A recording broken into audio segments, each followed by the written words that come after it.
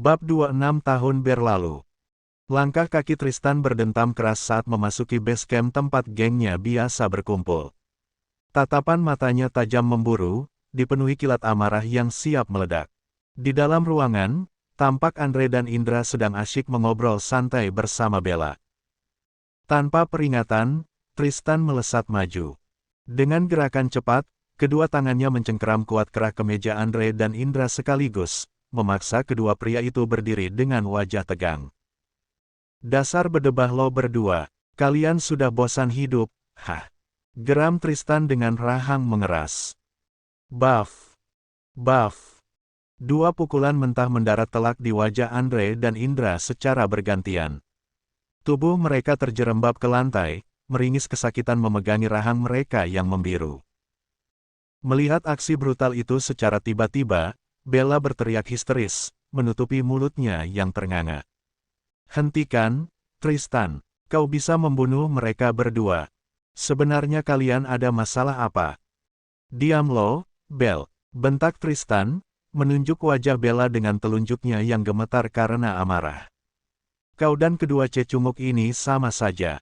Elo juga ikut terlibatkan di Hotel Permata tadi malam." Bella mengernyitkan keningnya, tampak bingung dan ketakutan. Ia sama sekali tidak tahu apa-apa.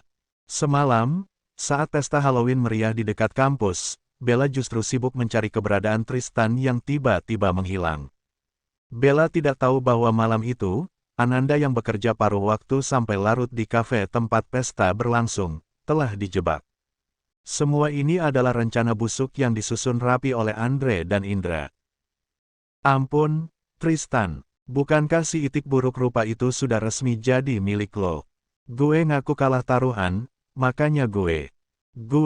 Andre terbata-bata sambil menyeka darah di sudut bibirnya. "Gue apa? Hah? Dasar bangs 4T lo berdua." Amuk Tristan. Dengan frustrasi, Tristan meraih sebuah balok kayu di dekatnya dan melemparkannya ke sembarang arah hingga hancur berkeping-keping. Napasnya memburu. Pikirannya kalut. Rasa bersalah yang teramat sangat mendorongnya untuk segera keluar dari tempat itu untuk mencari satu nama. "Aku harus meminta maaf kepada si itik. Tidak seharusnya aku menghancurkan masa depannya seperti ini." Batin Tristan bergegas pergi. Tristan berlari menyusuri koridor kampus. Langkahnya berhenti di depan ruang kelas Ananda. Dengan napas terengah-engah, ia langsung bertanya kepada dosen yang tengah mengajar di dalam kelas tersebut. Namun, jawaban yang ia terima laksana petir di siang bolong. "Ananda Ayunindya, dia sudah resmi mengundurkan diri dan keluar dari kampus ini hari ini juga, Tristan," ujar sang dosen. Mendengar hal itu, tubuh Tristan mendadak lemas. Frustrasi dan kepanikan menjalar di sekujur tubuhnya. Tanpa membuang waktu, ia bergegas menuju area parkir dan mengendarai mobilnya dengan kecepatan tinggi menuju rumah kontrakan Ananda. Ia harus menemukan gadis itu, apapun jalannya. Namun, takdir berkata lain. Tepat saat mobil Tristan sampai di depan pintu gerbang luar kawasan kontrakan tersebut, sebuah mobil mewah berlogo keluarga Bratadikara melintas dan mendadak menghadang jalannya. Kaca mobil tengah diturunkan, menampilkan wajah sang ibu yang tampak pucat dan sembab. "Tristan, putraku, ayahmu kecelakaan," seru ibunya dengan suara bergetar menahan tangis. "Kita harus segera pergi ke Kanada sekarang juga. Ayahmu sedang kritis dan dirawat di sana." Tristan tertegun di balik kemudinya. Ia melirik ke arah jalan menuju kontrakan Ananda, lalu beralih menatap ibunya yang terus memohon agar ia cepat bergerak. Tristan ingin menolak, ia ingin menyelesaikan dosanya pada Ananda terlebih dahulu. Namun, kewajibannya sebagai seorang anak di saat genting seperti ini membelenggu langkahnya. Ia terpaksa mengalah dan ikut pergi bersama ibunya menuju bandara. Sambil menatap nanar keluar jendela mobil yang mulai melaju kencang, Tristan mengepalkan tangannya kuat-kuat. "Itik, aku janji, setelah kepulanganku dari Kanada, aku pasti akan mencarimu. Aku akan mempertanggungjawabkan semua perbuatan jahanamku ini." Janjinya dalam hati, meratapi kepergiannya yang menyisakan luka misterius bagi gadis yang ditinggalkannya. Waktu bergulir tanpa ampun. 6 tahun telah berlalu sejak malam jahanam yang menghancurkan seluruh dunia Ananda. Di sebuah rumah sederhana di sudut kota Bandung, seorang wanita muda sedang merapikan blazer kerjanya di depan cermin. Ia menatap pantulan dirinya. Tidak ada lagi kacamata tebal yang melorot, tidak ada lagi rambut kepang dua yang kusam, dan tidak ada lagi wajah penuh jerawat kemerahan yang dulu membuatnya dicap sebagai si itik buruk rupa. Wanita di dalam cermin itu kini memiliki kulit yang bersih terawat, tatapan mata yang tajam berbinar, serta aura anggun, energi, dan pemberani. Ananda Ayunindya telah sepenuhnya bermetamorfosis. Bunda, El sudah siap. Suara cempreng seorang bocah laki-laki berusia 5 tahun memecah lamunan Ananda. Ananda berbalik, tersenyum manis melihat putra kecilnya, Elvano, yang sudah rapi mengenakan tas ransel kecilnya. El adalah kekuatan Ananda, alasan utamanya untuk tetap bertahan hidup setelah badai besar 6 tahun yang lalu. Bu Mila, yang rambutnya kini telah memutih dan jalannya mulai sedikit rentak, melangkah mendekat sambil menuntun sang cucu. "Nduk, kamu benar-benar yakin kita harus kembali ke Jakarta?" tanya Bu Mila dengan nada khawatir yang masih sama seperti 6 tahun yang lalu. Setelah sempat mengikuti program transmigrasi ke Sumatera selama beberapa tahun, mereka memang memutuskan kembali ke Jawa demi pendidikan El, dan Ananda memilih kuliah kelas karyawan di Bandung hingga lulus setahun yang lalu. Ananda menggenggam lembut tangan ibunya. "Yakin, Bu. Ananda sudah diterima sebagai sekretaris di salah satu perusahaan properti terbesar di Jakarta. Gajinya sangat besar, cukup untuk biaya sekolah El dan pengobatan ibu.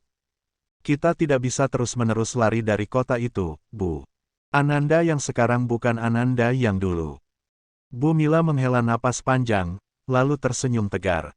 "Baiklah, kalau itu sudah jadi keputusanmu. Ibu dan El akan selalu bersamamu." Perusahaan Bratadikara. Gedung pencakar langit Bratadikara Group berdiri kokoh di pusat bisnis Jakarta. Ananda melangkah mantap melewati pintu kaca otomatis. Sepatu hak tingginya mengetuk lantai marmer dengan irama yang tegas. Hari ini adalah hari pertamanya bekerja sebagai sekretaris pribadi Chief Executive Officer CEO yang baru. Seorang staf HRD mengantarnya menuju lantai teratas, tempat kubikel sekretaris dan ruangan sang CEO berada. "Fasilitas dan berkas yang harus ditandatangani hari ini sudah saya siapkan di mejamu, Ananda," ujar staf HRD tersebut dengan ramah. "Pak CEO baru saja selesai rapat di luar dan sedang menuju ke sini. Sifatnya agak tegas dan dingin, jadi kuharap kamu bisa langsung menyesuaikan diri." "Baik, terima kasih banyak. Saya akan melakukan yang terbaik," jawab Ananda dengan senyuman profesional. Setelah staf HRD pergi, Ananda mulai merapikan meja kerjanya. Ia menarik napas dalam-dalam, menghirup aroma kopi dan ruangan ber-AC yang mewah. Ia merasa bangga pada dirinya sendiri. Dari seorang gadis korban perundungan yang kehilangan beasiswa, kini ia berdiri di puncak karirnya. Ceklek. Suara pintu lift khusus bernada sensor berbunyi. Langkah kaki yang berat dan berwibawa terdengar mendekat. Ananda segera berdiri dari kursi kerjanya, memasang senyum ramah, dan menundukkan kepalanya sedikit sebagai tanda hormat tanpa melihat wajah sang atasan terlebih dahulu. "Selamat pagi, Pak. Saya Ananda Ayunindya, sekretaris baru Anda. Tolong siapkan laporan keuangan kuartal kedua dan bawa ke ruangan saya sekarang," potong suara berat itu dengan nada dingin dan mutlak. Dek. Jantung Ananda mendadak berhenti berdetak. Suara itu, nada bicara itu, bariton yang dalam itu tidak akan pernah bisa ia lupakan seumur hidupnya, bahkan jika ratusan tahun berlalu. Ananda perlahan menegakkan tubuhnya dan memberanikan diri untuk mendongak. Di hadapannya, berdiri seorang pria dengan setelan jas mahal berpotongan sempurna. Wajahnya semakin matang, rahangnya tegas, dan tatapan matanya sedingin es. Pria itu adalah Tristan Bratadikara. Dunia seolah telah berhenti berputar. Ananda mengepalkan kedua tangannya di balik rok kerjanya, mencoba sekuat tenaga menahan gemetar yang tiba-tiba menyerang tubuhnya. Kilasan malam kelam itu mendadak berputar di kepalanya. Namun, Ananda dengan cepat memejamkan mata sejenak, mengusir rasa takut itu, lalu menatap Tristan dengan berani. Di sisi lain, Tristan yang hendak melangkah masuk ke ruangannya mendadak menghentikan gerakannya. Ia merasa ada sesuatu yang aneh. Suara sekretaris barunya tadi terdengar familiar, namun ia tak tahu di mana. Tristan membalikkan badannya secara penuh. Netranya langsung bertubrukan dengan manik mata indah milik Ananda. Tristan tertegun. Pria itu terpaku di tempatnya berdiri selama beberapa detik. Bola mata itu jernih, indah, namun menyimpan luka sekaligus keberanian yang mendalam. Tristan merasa pernah melihat sepasang mata itu di suatu masa dalam hidupnya, masa di mana ia melakukan kesalahan terbesar yang membuatnya menyesal selama 6 tahun berturut-turut. Namun, penampilan wanita di hadapannya ini begitu sempurna, cantik, modis, dan memancarkan aura wanita karir yang tangguh. Sangat kontras dengan memori masa lalunya tentang seorang gadis lusuh. Tristan menyipitkan matanya, mencoba mengingat-ingat. "Siapa namamu tadi?" tanyanya dengan suara yang mendadak melunak, mengabaikan sikap dinginnya yang biasa. Ananda tersenyum profesional, senyuman yang penuh dengan ketegasan. "Nama saya Ananda Ayunindya, Pak Tristan. Mohon bimbingannya." Akankah Tristan menyadari bahwa wanita cantik dan pemberani di hadapannya saat ini adalah si itik buruk rupa, yang rahimnya pernah ia tanami benih 6 tahun yang lalu? Tristan terdiam di tempatnya. Sepasang netra elangnya menatap lurus ke arah Ananda, menelisik setiap jengkal wajah cantik di hadapannya. Pikirannya mendadak melayang, ditarik paksa oleh memori 6 tahun yang lalu. Sosok gadis cupu berwajah penuh jerawat kemerahan melintas di benaknya. Tidak mungkin, batin Tristan menyangkal. Wanita di depannya ini begitu memukau, anggun, dan memancarkan rasa percaya diri yang tinggi. Satu-satunya kemiripan yang mengusik ketenangan Tristan hanyalah sepasang bola mata jernih itu. Bola mata yang begitu mirip dengan milik si itik buruk rupa yang selama 6 tahun ini ia cari tanpa hasil. Namun, Tristan langsung menepis pikiran itu. Baginya, sekretaris barunya ini adalah orang yang sama sekali berbeda. Tristan berdeham, berusaha menguasai kembali keangkuhannya. Wajahnya kembali mengeras, sedingin es. "Sudahlah, kerjakan tugasmu dengan benar. Awas saja kalau melakukan sedikit saja kesalahan, aku tidak akan segan-segan untuk memecatmu." Ancam Tristan ketus sambil memalingkan wajah, lalu melangkah lebar memasuki ruangannya yang mewah. Ceklek. Bam!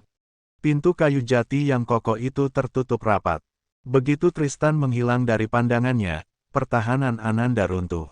Ia bergegas melangkah mundur, bersandar pada kubikel kerjanya dengan napas yang memburu seolah pasokan oksigen di sekitarnya mendadak habis. Dadanya terasa luar biasa sesak. Pertemuan kembali dengan monster dari masa lalunya itu memicu trauma yang selama ini ia kubur dalam-dalam.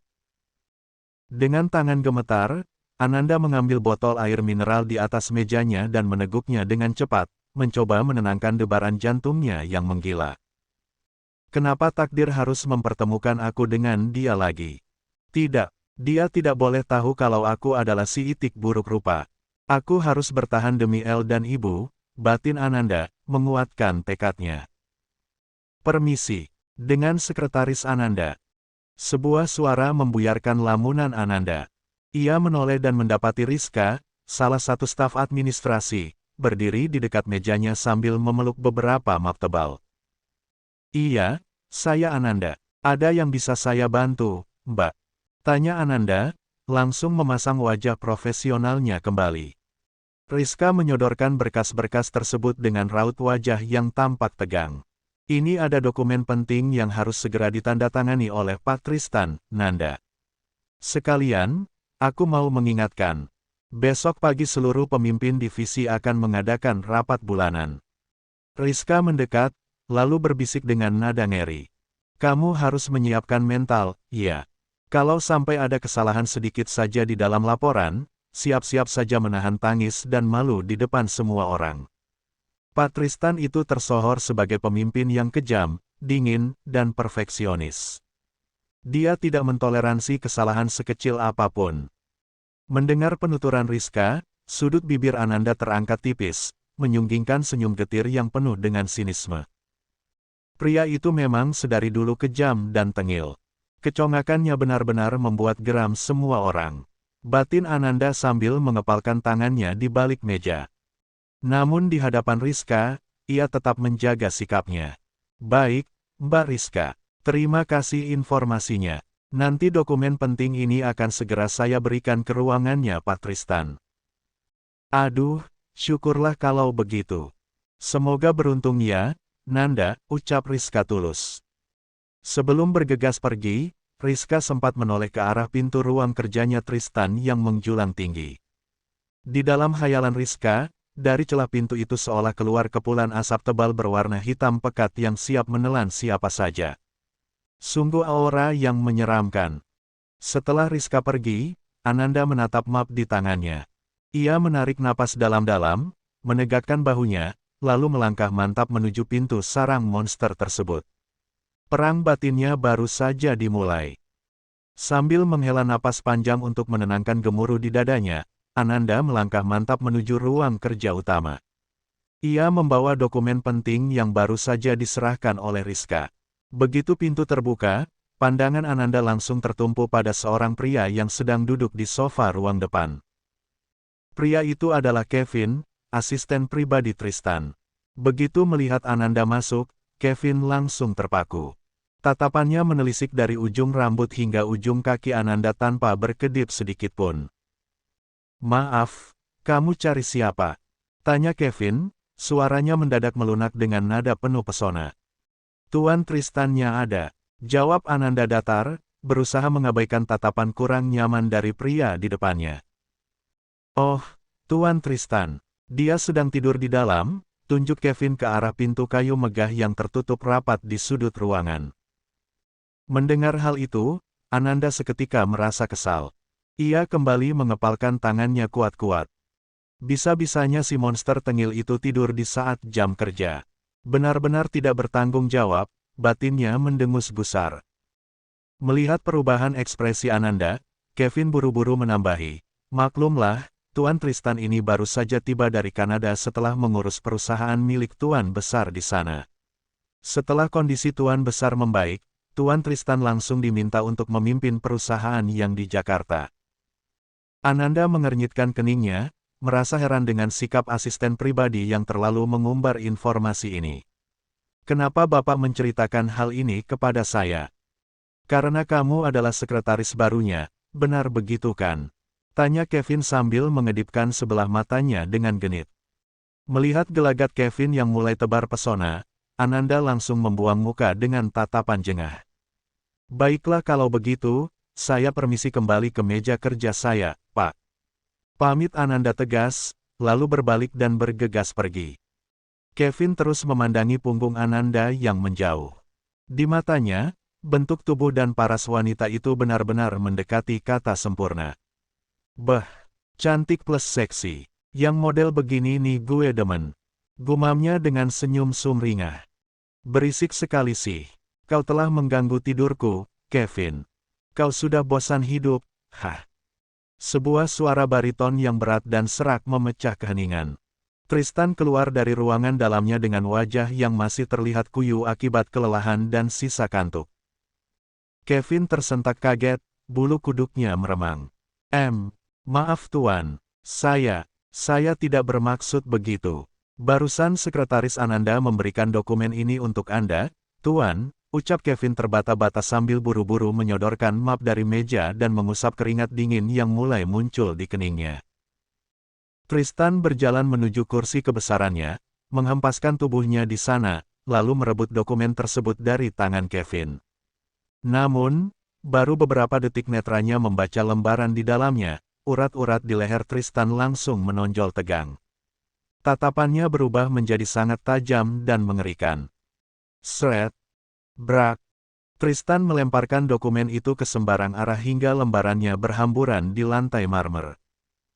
"Apa-apaan ini? Dokumen sampah seperti ini dia berikan padaku," bentak Tristan dengan suara menggelegar, membuat seisi ruangan seolah bergetar. "Kevin, cepat kau panggil wanita itu ke sini." Kevin gemetar hebat mendengar amukan sang bos. Nyalinya langsung menciut drastis. Baik, Tuan. Jawabnya gugup setengah mati. Sambil melangkah setengah berlari keluar ruangan, Kevin memegangi dadanya yang berdebar kencang. Haduh, habislah kau, Nona cantik. Tuan Tristan sudah mulai berubah menjadi serigala lapar. Bersiaplah kau dicabik-cabik olehnya. Sayang sekali wajah secantik itu harus jadi samsak amarahnya hari ini. Batin Kevin meratapi nasib sial yang akan menimpa Ananda. Bersambung.